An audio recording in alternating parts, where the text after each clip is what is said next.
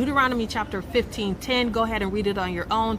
But basically what that is saying is that God is saying, give to him. He's saying, and let not your heart be grieved. And trust me, my heart was grieved when I saw these people. And he said, I bless thee in thy works, and in all that thou hast put thy hand to. He said, you give to them, I will bless thee in thy works, and all that put thy hand to. So that's the instruction that he gave to Moses, who gave it to the Hebrews. And so I was lacking because he said, don't be grieved. And my heart was grieved. So that's one of the things. So that's one of the things that we're after. We're after a deliverance from poverty. And a lot of us have poor minds, poor spirits, poor attitudes. We have a lot of things, okay? Another thing that we're after wealth. We're after earthly wealth, and we're after spiritual wealth, okay? Proverbs 16:17 says, he that hath pity upon the poor lendeth unto the Lord, and that which he have given will God, he pay him again. So God's going to repay you. You're lending to the Lord. Okay, last week we talked about how the kingdom of God operates. The kingdom of God operates this way. God says, give me your life and I'll give you my kingdom. Remember, Satan does the opposite. Satan says, I'll give you my kingdom, but I'll take your life, right?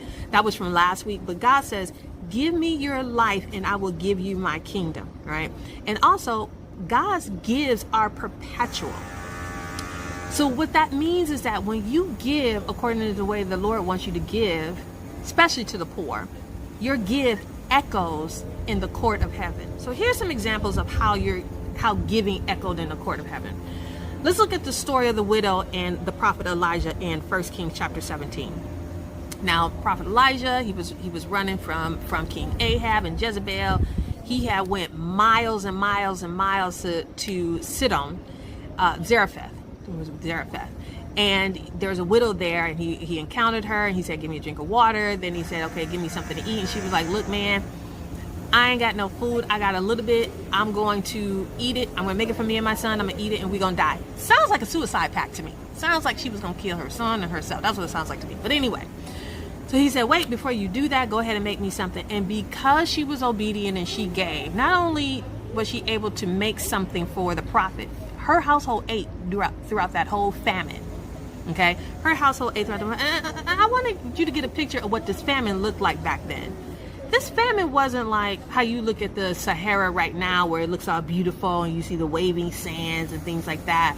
Or it kind of looks like an economic slump, or even like 2009 or 2008 or whatever, or even as inflation has gone up in the past year. That's not what this famine looked like.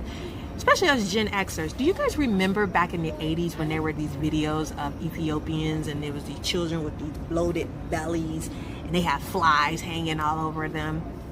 That's what this famine looked like, you guys. Actually, you know, it looked like that. It looked like all these Ethiopian children that was starving with this white woman telling you to go ahead and give. And that's basically what this famine was like. It was like that. It was like that. Actually, a lot of black people didn't want to be identified as African because of the videos. That's just a side note. Anyway, and another way that it echoed is because when her son later died, Elijah prayed for her son 7 times and he revived. So your give echoes. So not only did she eat throughout that whole famine, the years of famine, but it also saved the life of her son. So that's something to consider when you're giving.